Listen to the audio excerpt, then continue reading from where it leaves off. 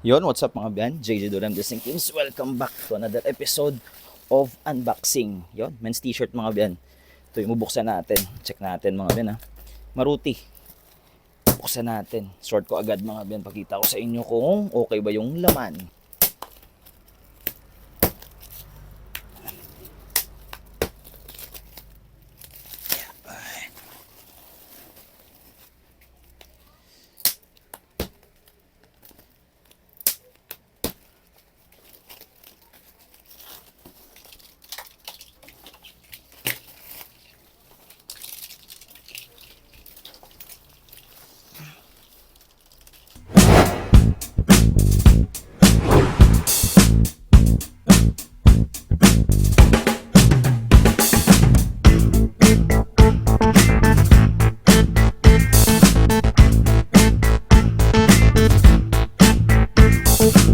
Yun, so mga dito na tayo. Flex ko na lang sa inyo yung mga nakuha ko, mga banner, yung mga selected natin. Actually, na-live ko na to kahapon. Ni-live ko to sa YouTube channel natin.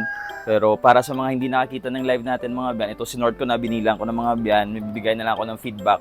Kasi kahapon yun nga, live opening yun or live unboxing ng bail natin. Men's t-shirt yung nakuha natin. So ito na mga biyan, more or less 250 pieces siya mga biyan. Ilalagay ko na lang kung ano yung bail na nakuha natin. Men's t-shirt na Class B. So umabot siya ng 10,700 mga biyan yung bail. Pasensya na kayo sa manok ha. 10,700 yung bail, Class B lang siya mga biyan. So ito yung mga best finds na natin. Or mga selected, hindi naman best finds pero mga, pasensya na sa manok mga biyan ha. Mga selected natin. So ito, yan yung mga nakuha natin. Para magka-idea lang kayo mga biyan. Nakakuha tayo dito DC. Ito yung pinaka magandang nakuha ko siguro. Solid yan. Ito, Never Trust Anatom. Flex ko lang sa inyo mga biyan. Kasi kahapon hindi pa sila na-sort eh. So, ito, mga na-sort na, nakahanger na sila mga biyan. Ito yung mga nakuha natin. Flex ko lang sa inyo. Yan, more or less 250 pieces mga biyan. Ganda po. Smiths. Maraming mga pumalo ng 100 pieces ata yung mga babagsak presyo na natin or ibabundle ko na. Bigyan ko kayo ng sample mga biyan. Yung bail na to, medyo matagal natin hinintay. Mga 2 months natin hinintay mga biyan bago i-release ni supplier natin. Same ng windbreaker. Na-upload ko na kahapon yung windbreaker bail. Konti na lang yung natira sa atin kagabi. Nag-live na ako kagabi mga biyan. Nag-live selling na tayo. Yung natira sa akin mga 10 piraso. 10 pieces na lang mga abyan na windbreaker or mga truck jacket. Kasi yung iba, kagabi maraming viewers. Kaso yung miners medyo limited. Pero kahit pa paano nahanapan natin ng paraan na benta ko ata mga 20 pieces na bundle. The rest per piece. Yung iba, mga nakabenta ako ng mga 600 per piece, 500, 400, 450. So, okay yung live kagabi mga biyan. Yung benta natin umabot ng 14,000. Pero may natira pa ako. Yung natira natin kahit pagpalagay na natin mga nasa 2,000. So, okay na yan mga biyan. Yan o. Ito yung mga nakuha natin. Yung mga example mga biyan. Under Armour yan. Youth XL, papasok pa yan sa medium. Pang lalaki. Ito. XL on tag. Solid ng Maruti mga biyan. Calvin Klein. Solid yung laman ng Maruti mga biyan. Class B lang pero ganda. Kaso yun nga, limited lang. Nintendo yan. Limited lang mga biyan. Pag release ni sir, ngayon, available pa siya. Available pa mga biyan. Kung saan ko nakuha, nasa description na ng video na to mga biyan. So sa kanila na kayo dumiretso. Nike. Again, hindi tayo nagbebenta ng bail mga biyan. That's why nakalagay na dyan sa comment section or sa description ng video na to yung supplier natin. Sa kanila na kayo dumiretso mga biyan. Colombia. Marami pa rin nagtatanong kung magkano yung bail. Huwag nyo skip yung vlog natin mga biyan kasi lahat ng details nandito na. Yung pinaka-importante kung magkano yung kuha natin sa bail at saka yung supplier. Actually, kung makita nyo yung supplier natin, pwede na kayong mag-PM sa kanila. Nandyan na yung Facebook page nila or Facebook nila, then website. Hingi lang kayo ng product list sa website nila, andun na lahat mga biyan. Pero sa Messenger, PM niyan kayo, hingi lang kayo ng product list, sendan kayo nila. Ito yung mga Red Sox na Nike yan. Ito Star Wars. Ito Warrior Guide. Malinis yung bail mga biyan kahit Class B lang. Yun nga, medyo mahal, 10,700. Dapat yung presyohan ng mga Class B mga biyan noon, dapat nasa 8,500 lang kaso may tie-up. Pero ngayon, wala na mga tie-up. Kaso yun na, pumapalo na ng 10,700. Yung Class A nito parang nasa 30 na ata. 12 or 13,000 double check ko. Nike. So kung wala kang magta-try ka, okay rin naman, pero dapat matyaga ka mga biyan. Gusto mo mag-try. Ito, Santa Cruz. Santa Cruz mga biyan. Tsaga lang, kahit sa anong bail naman siguro. Yan o, Eagles. May nagpipm sa akin na subscribers natin mga biyan na kung nagpaplano ba akong itry yung VIP na windbreaker, yung 4040 or 44. Di ako sure, basta hindi ako familiar dun eh.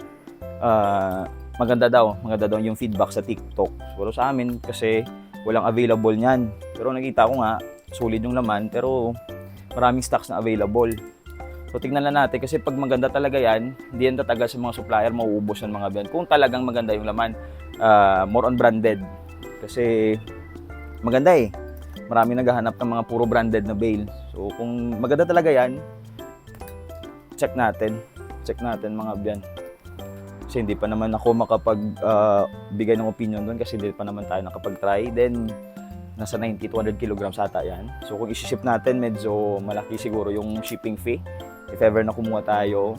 Then, nakatry na rin naman tayo ng mga light zipper jacket na windbreaker na Korea mga biyan. Tama, 90 kilograms. Parang second time tayo nag-unbox or nag-live selling. Nagbenta ng Korea, no, tikaw. Ang una nating kuha, way back 2021 pa ata, okay doon. Pero after nun, last year or this year, kumuha kami, yun, walang branded, walang mga Nike, Adidas, kahit isa.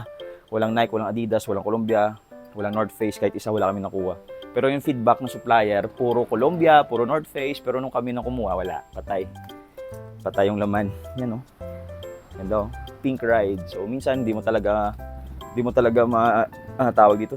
Hindi mo talaga malalaman kung hindi mo matatry mga biyan. Kung hindi mo pag-itry. Ano, Disney Princess. So yun. Brilliant Seas. Para to sa mga hindi nakakita ng live natin kahapon. Yung ni-live ko na to kahapon, yung unboxing mismo. Kaso yung sa unboxing natin kasi kahapon, almost 50% na ng bail yung nabuksan ko. Pero later part na flex ko rin naman yung mga best finds na natin. So example mga biyan. Ito may fresh laundry pa tayo. Example na pwede nyo makuha. Konti lang yung mga Nike, Adidas, pero sa ibang brands okay naman. Saka sa quality. Sa prints okay. Okay tayo dito mga biyan. Para sa akin okay na ako dito. O'Neill. Okay na ako dito. Ito. Sonoma. Kasi minsan pag kumuha ka ng... Again mga biyan sa mga bago dyan. Pag may class A na men's t-shirt or class B na available sa bodega, inuna kong kinukuha mga biyan is class B. Bakit class B? Yun nga, medyo hindi na siya katulad nito. Use lang yung class B natin mga biyan. Pero pagdating sa mga brands, okay. Okay yung class B. Pero pag sa class A, tandaan nyo, bago yung class A. Pero sa mga brands, parang konti lang talaga makukuha mo. More on mga customized shirts sila mga biyan. Katulad ng mga ganitong style. Same nito, bagong-bago siya. Pero yan yung print. So hindi mo yan mapepresyohan mga biyan. Dito sa akin, binabundle ko na lang to 4 pieces, 200. Minsan, pag maganda yung print or black na t-shirt, binibenta ko ng 3,180. Yung iba na mga crack print na customized shirts, binibenta ko ng 5,200. 5 pieces, 200 mga biyan. Tulad nito. Mga ganitong style, yan. Mga volleyball yan mga biyan. Binibenta ko na yan bundle. Kasi pag hindi mo binundle yan, mahirapan ka lang mga biyan. Para sa akin, basic experience, mahirapan ka lang mga biyan. Ito, meron tayong guess. Ganda ng guess, Kasi pag binenta mo yan 100 per piece, minsan hindi yan mabibili. Kahit kagabi, example kagabi, 50 pesos yung jacket, hindi nabibili mga biyan. Swerte na lang yung sa live natin may naghahanap ng bundle. Yun, 20 pieces na bigay ko lahat sa isang tao lang. Paswertihan talaga. Yun, Yung mga selected na natin. Browning. Makukulay yung laman mga biyan. Ito, Arizona, vintage ata yan. May mga Reebok tayo. Rangers, ganda no? May End 1. Pa-reserve pa ako, then baka next na unboxing na natin is Class B na light zipper jacket. May dalawang stocks pa ako na light zipper jacket or windbreaker. So, isang Class A, isang Class B. Yung Class B siguro, yan yung unbox ko. Yan yung i-vlog natin mga biyan para ma-compare natin. Compare natin sa Class A na nabuksan natin kahapon. Ito Adidas. Check na natin. Bud Light. Kahit ano naman siguro na Saan ba to? Wilmington. Basta US bale mga biyan, parang same lang naman ng laman. Same lang naman ng laman. Kasi again, yung Maruti, minsan hindi available sa Luzon or Mindanao, hindi yan available mga biyan. If ever meron man, baka reseller na to, champion. Baka reseller na mga biyan. So, again sa amin, 10,700 lang to. 10,700 plus shipping fee, abot siguro ng 1,000 yung shipping fee nyo. Rookaware. Yun nga lang, medyo matagal. Matagal dumating. If ever dito kayo kumuha. Reborn. Ganda oh. Gildan. If ever dito kayo kumuha sa Negros yung location natin mga biyan. Ganda oh. Nagsiship rin naman yung supplier natin. Oakley. So, kung makaantay kayo or may puhunan kayo, damihin nyo na yung kuha para isang shipping na lang mga biyan. Kung wala talagang mga available na mga US bale sa inyo ito Polo, wala talagang available. Kasi pag meron na naman, try nyo lang. Try nyo lang kung meron naman sa inyong lugar. Kasi matagal dadating sa inyo if ever dito kayo kumuha. If sa Luzon kayo, mga 7 days pa. 7 days pa ata, 7 days to 10 days. Nakatry ako ito, Coldplay 2012. Ito, double check pa natin yan. Okay na, na-flex na ba to? Ano?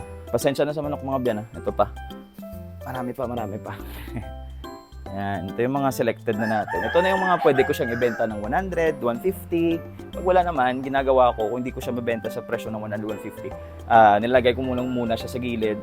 Then, after ng live, if ever na konti na lang yung natitira, binabundle ko na lang sila mga biyan. Yung ginagawa natin, yung mga tag 100, 150, ginagawa ko na lang na 2, 150 para ma-out ko lang siya. Para mabenta lang. Kasi minsan sa bundle, sa mga bagsak presyo mo, minsan andyan pa yung kita mga biyan. Sa bagsak presyo mo. Yan daw. Beard up. Nakamo, daw. Basta sa bale ng pinag-usapan mga biyan, 10 pesos na difference bawat isa, malaki na yan mga biyan.